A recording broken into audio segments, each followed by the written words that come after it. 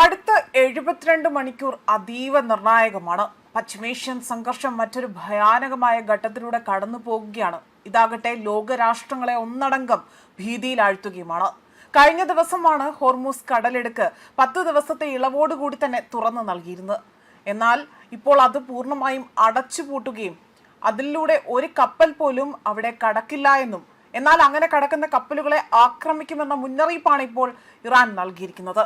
ഇതോടുകൂടി തന്നെ വീണ്ടും കപ്പൽ ഗതാഗതം അവിടെ വലിയ രീതിയിൽ പ്രതിസന്ധിയിലാകുന്ന ഒരു കാഴ്ചയും കാണാൻ സാധിക്കുന്നു.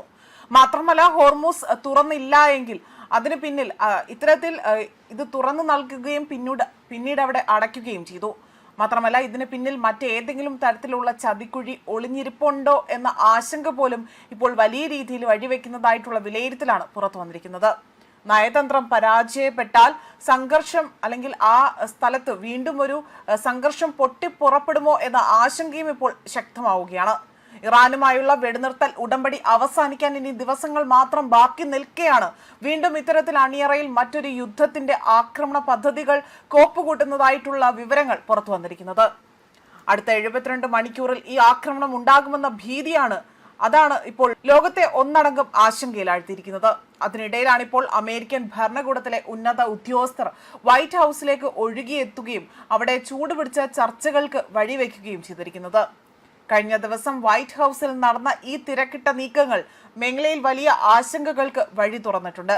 ചർച്ചകൾക്കിടയിൽ ഇറാൻ ചില കൗശലങ്ങൾ പ്രയോഗിക്കാൻ ശ്രമിക്കുന്നുണ്ട് എന്നതാണ് US പ്രസിഡന്റ് ഡൊണാൾഡ് ട്രംപ് പ്രസ്താവനയിലൂടെ വ്യക്തമാക്കിയത്. ഇതിന് പിന്നാലെയാണിപ്പോൾ അടിയന്തര നീക്കങ്ങൾ നടക്കുന്നത്. വാരാന്ത്യത്തിലും വാഷിംഗ്ടണിൽ തുടരുന്ന ട്രംപ് ആകട്ടെ ദേശീയ സുരക്ഷാ ടീമിലെ അവിടുത്തെ പ്രമുഖരുമായി തന്നെ നിരന്തരം ചർച്ചകൾ നടത്തുകയാണ്. വൈസ് പ്രസിഡന്റ് JD വാൻസ്, പ്രതിരോധ സെക്രട്ടറി പീറ്റ് ഹെഗ്സെത്ത്, അതേപോലെ തന്നെ മറ്റു ഉദ്യോഗസ്ഥരുമായിട്ടാണ് ഇവിടെ കൂടിക്കാഴ്ചയും ഈ ചർച്ചയിൽ ഇവരെല്ലാവരും തന്നെ പങ്കെടുക്കുകയും ചെയ്യുന്നുണ്ട്.